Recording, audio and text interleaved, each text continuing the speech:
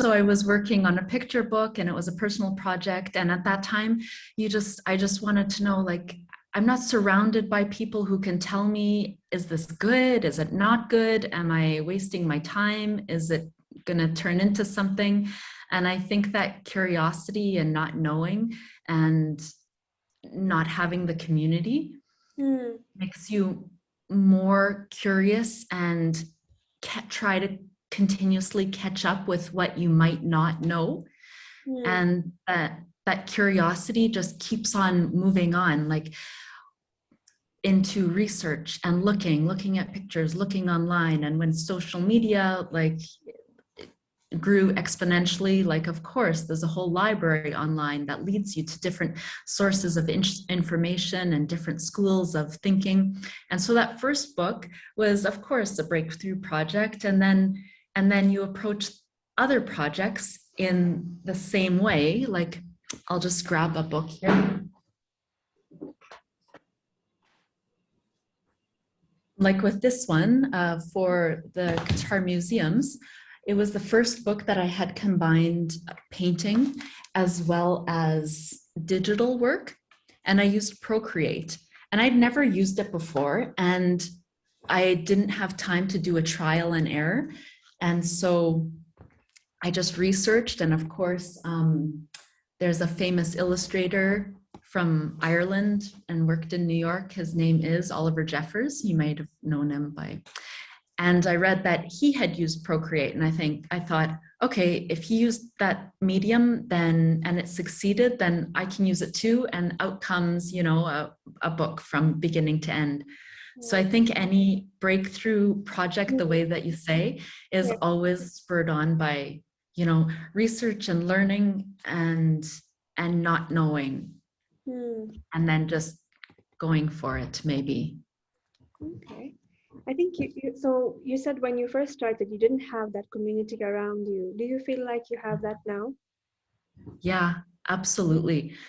Like I've been 10 years here in Qatar, and you just keep on talking to people and anybody, if they're with connections or not, you know, the guard before you walk into the university, or through those museum connections, or through any connections. And here the world is kind of small, so you have access to whatever is going on. And I think Qatar grows you by all the people that they bring in, and watching that. Meanwhile, before this, I lived in London 2 years, and there were the Society of Children's Book Writers and Illustrators. And I went to conferences there. You know, even when I had a little baby at home, I'm like, yeah, I'm going to go check that out and see what it is. And plus, I get to be 2 nights by myself. And so those conference collaborative times, I'm still in contact with those people that I met there. And that built up my knowledge of the industry, and for sure. It's really amazing. I think so. Now that you've been here 10 years, what do you feel like, what does the landscape look like here in terms of illustration and publishing? And where do you think there needs to be some changes, or, you know, improvements, room for growth? Yeah, that's a good question. Right. Because I can even see a contrast of when I first came, there was really an effort at that time by Sheikh Al-Mayasa to initiate creative and artistic projects. I don't want to minimize everything that she does, so I won't try to box it in. But yeah, through education, BCU, and the museums, it's just grown so much. And I think maybe now there's quite a few more creatives, no, a lot more. And that's good. In terms of illustration, I still see a gap. I see interest in illustration, and that can still be nurtured, so that the local culture maybe looks at local history in picture books and illustration and brings it into a contemporary aesthetic. Mm. You know, like it's so easy to come across and North American styles, European styles, Asian styles, Japanese styles, and it's because we're drawn to them. They're great and they're entertaining, but to dig into what the local past was. Yeah. And you know, this week I visited Liwan Archives, and so Liwan is a girls' school Yeah. and closed in 2005, and now it's refurbished and open, and there's innovative stuff happening there, interesting community. And I visited the library, and there's amazing collection of books from Egypt and Tunisia and where else? Lebanon, and those are only some. Mm. And I think that kind of resource is going to be great, no doubt. So that's the contrast, like where it was and what's happening now, and how there's more resources to draw from history to bring it into the future, maybe. That's really cool. What would you, so if there are young people trying to get into illustration now, do you have any advice for them?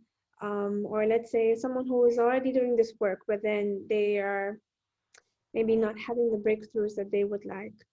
Do you have any advice or something like this? Yeah. I think a standard thing to say is like, just keep on drawing, practice, practice, practice. And that's good. But sometimes when like me, and when I first started, you feel like, am I even going in the right direction? Am I wasting my time? And here, I would say, think of where you're looking at. I went to conferences, and if you can, and there's many offered online now, then go to those, like Pictoplasma, let's say. They're online and they didn't used to be. The character development and weird and wacky stuff, and lessons, but also to focus on what's here locally. So if you're influenced by, let's say, manga, like, is that your interest and you can learn from it, but what do you want to contribute to the local culture and your history and future? And then to look at the archives that are here at the National Library or Liwan Archives, like I said, and then just to build up skill. Like there's Skillshare and Domestika, and I followed some of the people online there. And I mean, they just give their knowledge away. And they've gone to school at the School of Art, Cambridge School of Art, maybe, and illustration in the UK. So they've developed their practice over a long time, and their teaching and education.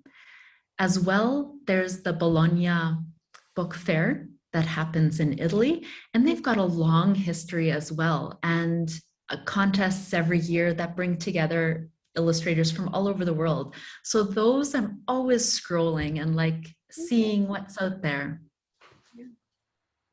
So yeah, to sum it up, like practice, yes, but conferences, local archives, book fairs, international book fairs, and that might be a good, busy place to start. Yeah, that sounds like a lot to pick from. Yeah. Can you tell us a bit more about how you work with your kids when it comes to either projects that you're working on, or some things that you do, activities you do with them to involve them and get them to be more creative? Yeah, sure. I had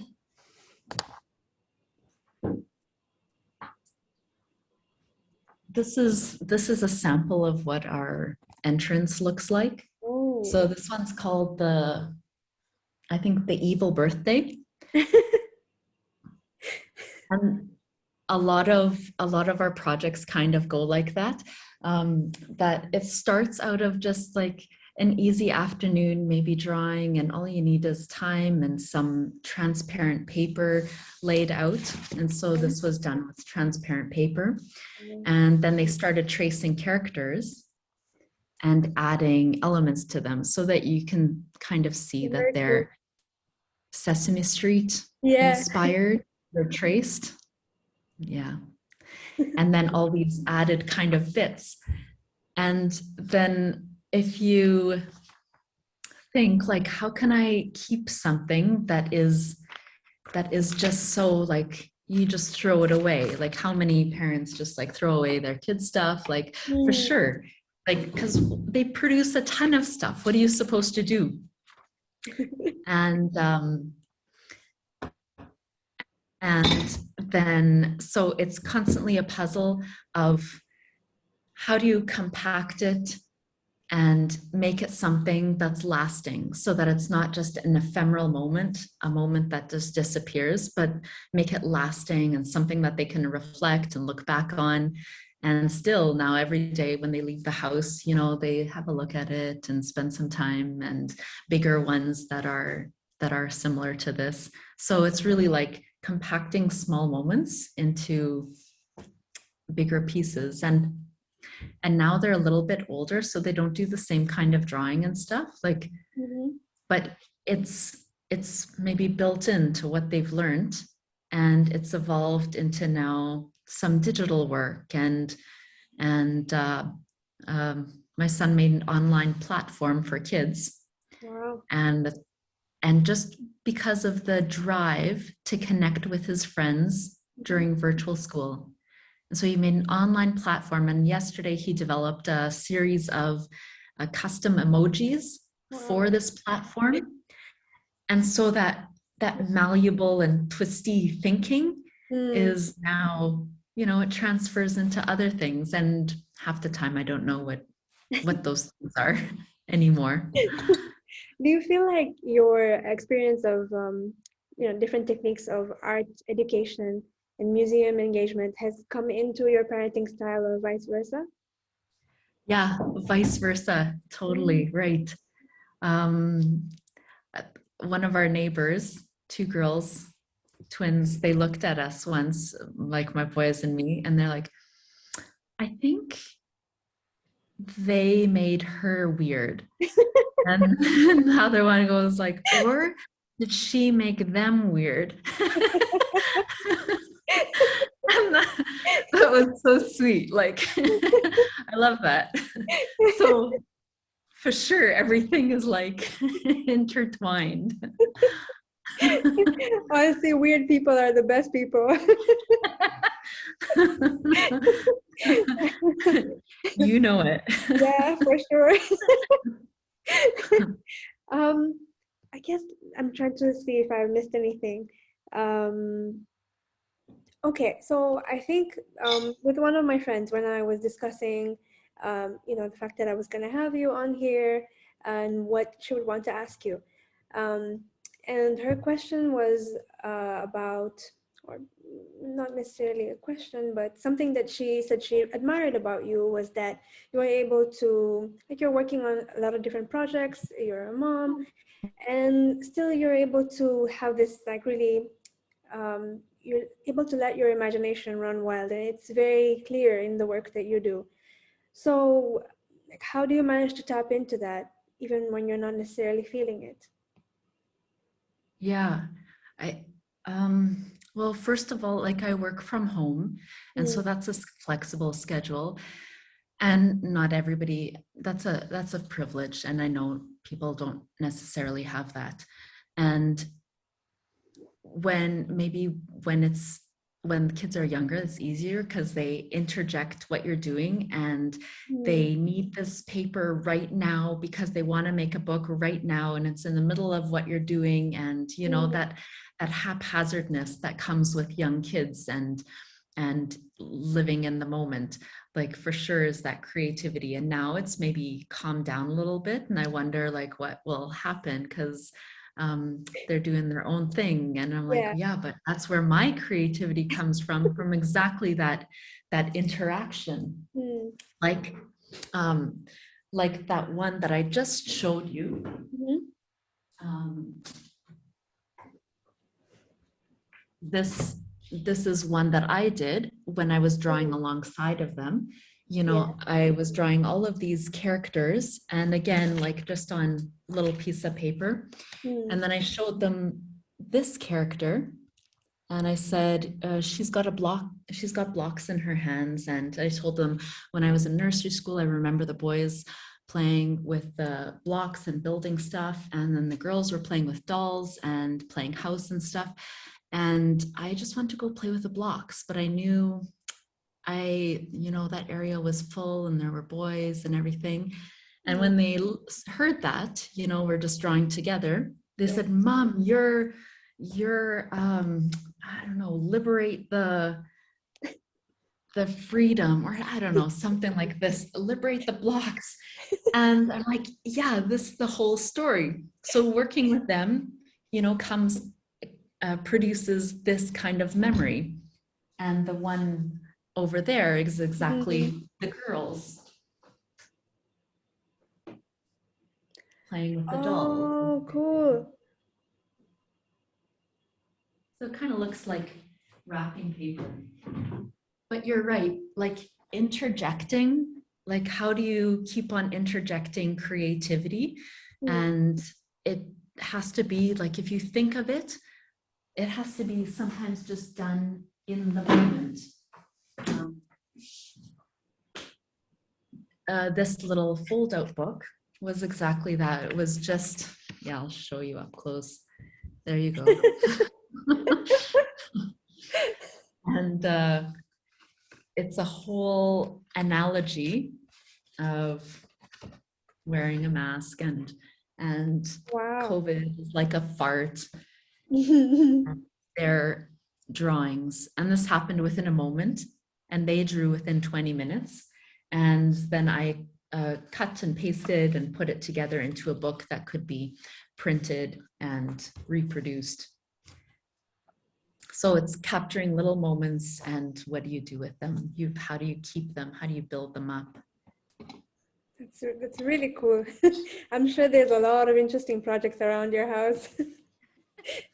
Yeah, you're right. It's maybe it needs to be cleaned, but it's like a museum. That's really cool. Yeah. See, we only have about 5 minutes left, and Okay. I wanted to make sure I ask you about the Sketchy Characters project that you Oh mentioned yeah. to me. Maybe you can tell us a bit more about that. Yeah. As you were talking in the beginning about developing this project 2 or 3 years, like that's one that I've been thinking about. And I realized maybe it was at one of these conferences that I went to, and I was in London, and just finding a cafe for an afternoon to draw. And there's nobody around, and I just had the whole afternoon, and just to look out the window and draw people as they passed, because of course London is just full, and it's so easy to take in that scene. And afterwards I'm like, I wanted to capture that feeling of time. That time plus speed brings out your own kind of style and motions. If you have to do it fast, you can't concentrate hard. Your hand just intrinsically and automated brings out what is inside. And I brought it back in ways of like projects and workshops and stuff, but then I developed it into like, okay, let's make this thing kind of a series.